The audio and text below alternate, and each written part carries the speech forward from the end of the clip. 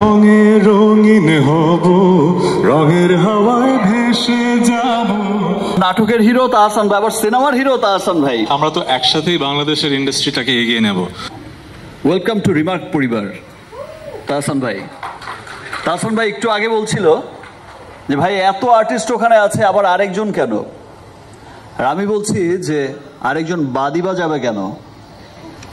আর আমি তাহসান ভাইয়ের সাথে একটু আগেও আলাপ করছিলাম রুমের মধ্যেই, যে দেখেন আমরা এমন একটা কোম্পানিতে হচ্ছে, এমন একটা প্রতিষ্ঠানের সাথে আছি, এমন একটা কোম্পানিতে আছি, এমন একটা জায়গা রিমার্ক হারল্যান্ড, যেখানে আসলে আমাদের অঙ্গনের তাহসান ভাই, তার আপনার তাহসান ভাইয়ের আসলে কয়টা পরিচয় দেবো আমি মাঝে মাঝে কনফিউজড হয়ে যাই যে আসলে কি কি বলবো। সিঙ্গার বলবো, আবার হিরো তাহসান ভাই, আবার নাটকের হিরো তাহসান ভাই, আবার সিনেমার হিরো তাহসান ভাই, আবার গীতিকার, কি কি না। একটা মানুষের যে এত গুণ, ভাই এত গুণ কেন থাকতে হবে আপনার? সো তাহসান ভাই আসলে সত্যি খুব গুণী একজন মানুষ। তো তাহসান ভাইয়ের মতো গুণী মানুষ তো রিমার্কের মতো একটা গুণী কোম্পানিতে, বড় কোম্পানিতে থাকবে না, এটা তো হতেই পারে না।